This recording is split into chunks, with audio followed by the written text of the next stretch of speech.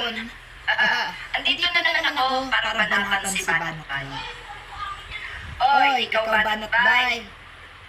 Yung labi mo at nguso mo, kasing kapal na ng mukha mo. Yung mata mo, kasing laki na ng pagiging bobo mo. Ano sinasabi mo na baka isunod ni Trump si PBBM na arestuhin dahil sa drugs?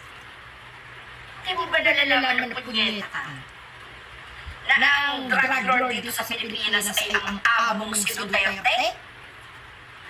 Ha? Alagad ng triad? Ha?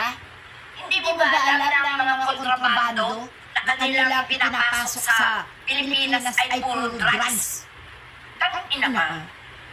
Palibhasa'y adik ang animal ka, libre ka siguro sa droga, kaya pinipilit niyong si Marcos ang inyong binabaliktad. Tangang mo ka, napakahayop mo. Kung meron man na dapat damputin o arestuhin si Trump o ipa-aresto si Trump, walang iba kundi ang pamilya Duterte. Pamilya Duterte at ang mga kasabwat na sindikato ng drugs. Galit na galit si Aling Mar. Gago! Wala na naiintindihan? Akala mo, matatanga mo ang taong bayan? Kung meron mang pinakatanga sa buong mundo, ikaw yun, Banatbay. Pinakamahagad kita talaga ng pangina ka, lalamukusin ko talaga yung gusto mo.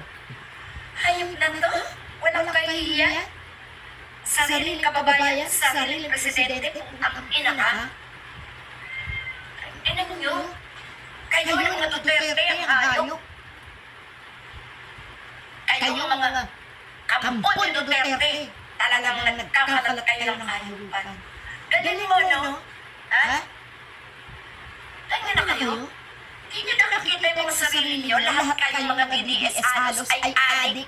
Kaya ipinagtatanggol yung pilit at drug lord kasi malamang na kayo yung mga isa sa mga supplier ng drugs sa maliliit na lugar at pinakayo. Dapat itong hayop na pinagkakaisahan ng taong bayan itong si Banatbay at anak niyo. Mahigit kita tutang ina, durugin ko patabayag mong animal ka. Ang ina, nakakapigil ka talaga?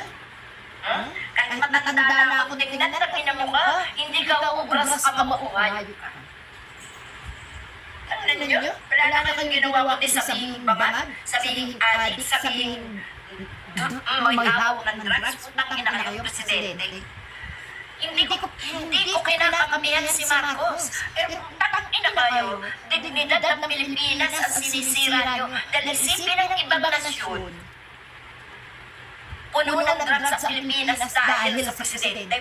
Patang ina kayo, nakakulong na sa dahig ang pinakahari ng droga at pinakahari ng sindikato dito sa Pilipinas. Tangina nyo, kaya gustong maagaw ang Pilipinas ng mga in-check na yan. Dahil maghahari kayo dito, ito gagawin yung imba ng droga, mga putang pinakayo. Ikaw na nga yung kaputang pinaka talaga. Ikaw ba na bayang putang pinaka? At ibayang putang pinaka, dudurugin ko yan, hayop ka. Demonyo nito? Walang ginawa kundi magkalat ng kayabangan ng putang na nito. Hindi ka magyabang dito. Ha? Lantara ka magyabang? Bakit ka sa social media ka lang mayaman ng tangina ka? Hayop ka? Demonyo to? Wala na kayong mukhang bibig ng mga DDS at tangat bobo, kundi ang presidente ay adik, presidente ay adik. Nasa reputation nyo, na adik presidente. Tangina kayo, siguro may mga katamuting kayo sa likod ng mga hayop eh. Pero palagay nyo naman doon sa mga taong nagpapadampot ng mga nagsusulong ng droga sa kanilang mga lugar. Kala nyo, hindi marunong tumingin yun? Palibasa ng tanga kayo hindi marunong tumingin? Dahil nakikita nyo lang, ang mga kademonyohan ni Duterte. Ang ina nyo magsilayas kayo dito sa Pilipinas na mga hayop kayo.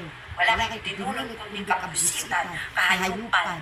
Lunis na lunis, utang ina ka, nakita ko yung mga pinagsasabi mo. Ang ina mo, Banatbay, utang ina mo.